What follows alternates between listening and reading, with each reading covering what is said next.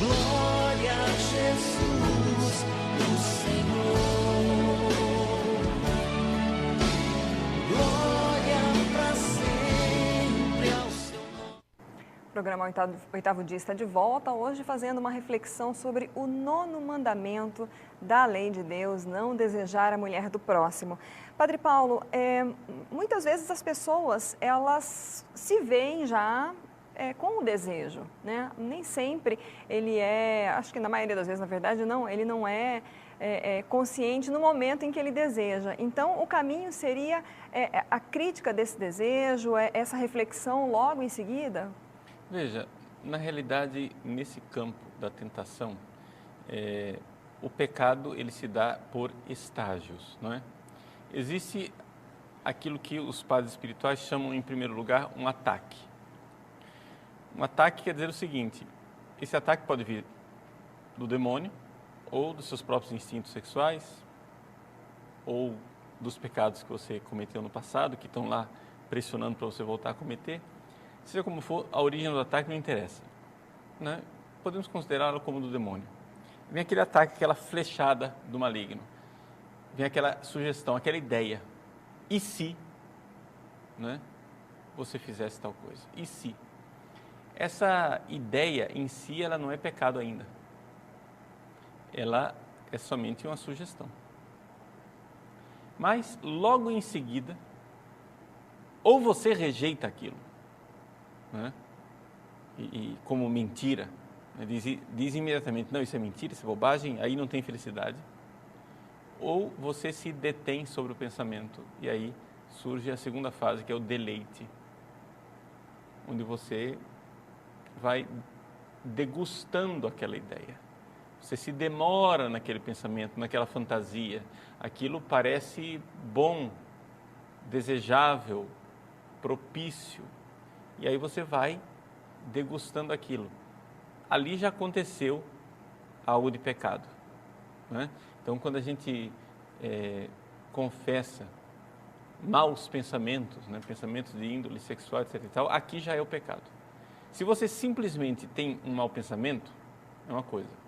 Se você alimenta, é outra. Eu me lembro, quando eu fazia catequese, era adolescente, um aluno perguntou para o padre, que era nosso professor de catecismo: padre, eu não posso evitar ter maus pensamentos. O padre disse: olha, você não pode evitar que o urubu sobrevoe o telhado da sua casa, mas você pode evitar de pôr carniça no quintal.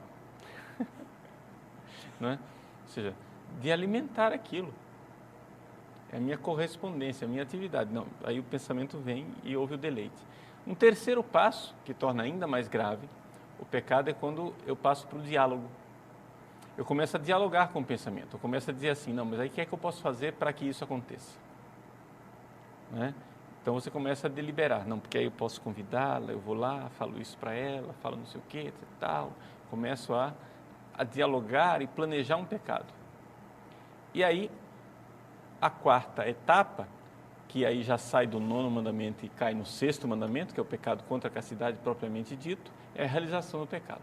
Então, ataque, deleite, diálogo, o pecado consumado. Então, aí nós vemos um resumozinho, né? Um resumo desse caminho. Qual a saída? A saída é rejeitar a sugestão desde o início. Os santos padres dizem que nesse campo aqui, a única vitória possível chama-se fuga. Fuja, porque não queira dialogar nem com o demônio, nem com os seus pensamentos, porque o demônio tem razões muito mais fortes do que você. Ele tem o seu corpo do lado dele, né? O seu corpo quer.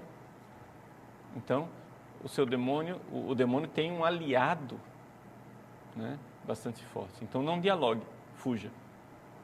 O senhor falou bastante, nós falamos bastante sobre a atitude dos homens e o senhor também já tocou um pouco em relação às mulheres. Como as mulheres devem agir diante de toda essa situação de desejo, de ela querer se mostrar? O catecismo fala um pouco no pudor, né? O senhor pode explicar um pouco o que é isso? Exato. Veja, é a virtude do pudor ou da modéstia, em que a mulher ela deve aprender que existe uma caridade em não ser ocasião de pecado para o outro. Existe um falso moralismo das pessoas que dizem assim, não, mas a maldade está em quem olha. É auto-engano, ou seja, na verdade você se vestiu daquela forma porque sabe que aquilo atrai. Né? Algumas mulheres perguntam, mas padre, por que é que eu tenho que colocar a saia abaixo do joelho, não pode ser acima do joelho? Né? Qual é o pecado? Que puritanismo é esse? Por que é que eu não posso pôr a saia acima do joelho? Bom, veja, as mulheres sabem por que é que elas querem a saia acima do joelho. Porque é mais provocante, porque é mais atraente. Não é? Ou seja, a pergunta pode ser feita ao contrário, ou seja, e por que não colocá-la abaixo? Ah, porque abaixo, 3 pontinhos. Qual é a resposta? Ah, abaixo fica, aspas, feio, não é? Ou seja, você não fica tão atraente como se fosse acima. Então, existe ali algum problema, não é?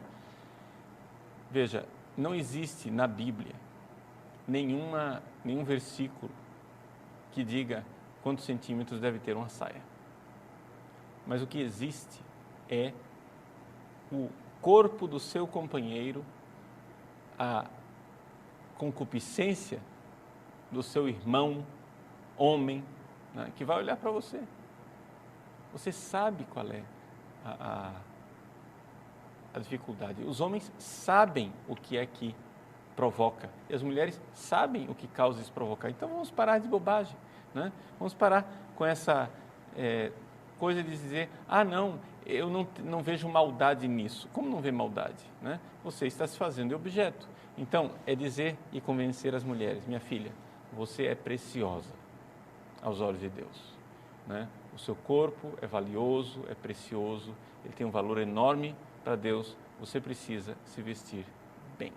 Se vestir bem quer dizer com elegância, com nobreza, com simplicidade, mas com modéstia. Né? A virtude da modéstia e do pudor, que significa que você pode ser. Não é. Algumas pessoas acham que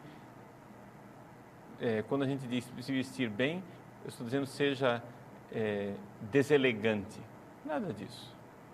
Não é ser deselegante. Você pode seguir a elegância.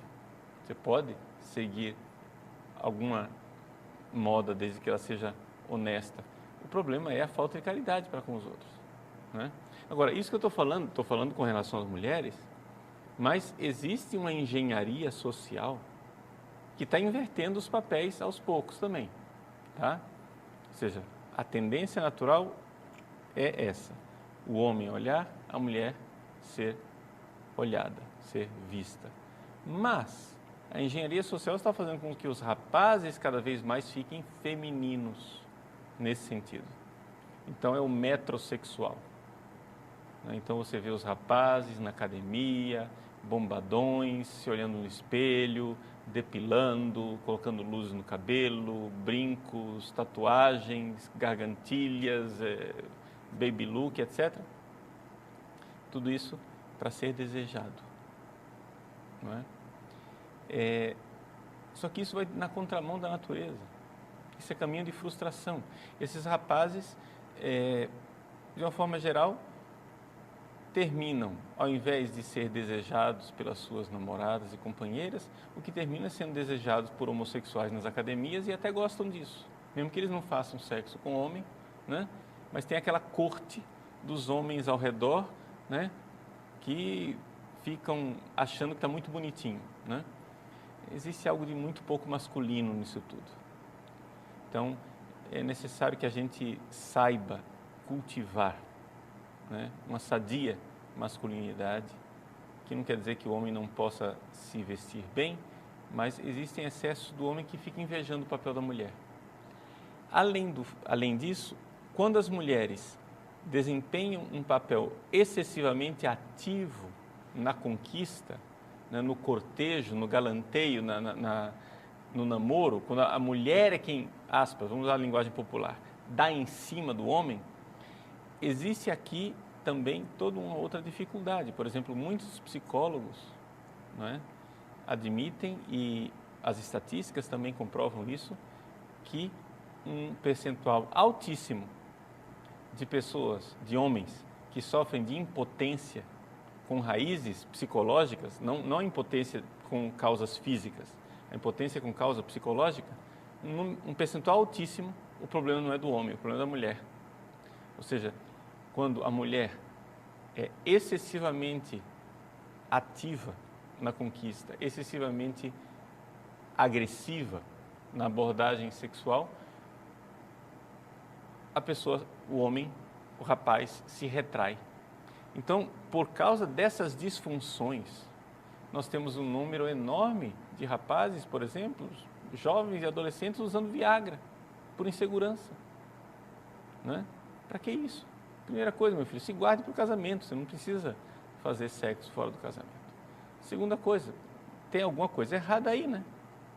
Ou seja, nessa super engenharia social, nós estamos quebrando a obra da criação. Então, estamos, assim, exacerbando, na verdade, desequilíbrios que já estavam no homem por causa do pecado original e estamos levando ao extremo esses desequilíbrios. Né? Então, na verdade, saber olhar para o corpo do outro como sendo um ícone e não como sendo um ídolo. Ou seja, nós precisamos, essa é a cura, olhar para o corpo da outra pessoa e ver ali uma janela que leva para Deus. E não um ídolo que toma o lugar de Deus. Atrás do nono mandamento existe, na verdade, a idolatria. A idolatria de quem quer ser Deus, ser desejado, ou fazer do outro um Deus, né? E se ajoelhar diante de um simulacro e não do Deus verdadeiro. Bom, Padre Paulo, nós então vamos encerrar deixando um convite para as pessoas acessarem o site, se aprofundarem no estudo do catecismo, das doutrinas da Igreja Católica, né? Exato, nós estamos nesse grande esforço do Ano da Fé. O Papa Bento XVI abriu o Ano da Fé e convida você a estudar o catecismo e se aprofundar. Você vai encontrar, né, alguma informação a esse respeito no site padrepauloricardo.org e não deixe de contribuir também com a Canção Nova, para que a Canção Nova seja realmente esse grande veículo de evangelização que leva a fé ao Brasil e ao mundo inteiro. Nós ficamos por aqui. Até a semana que vem. Glória a Jesus, o Senhor. Glória para sempre ao seu nome. Honra e louvor por suas maravilhas, que tudo que respira louve a Deus.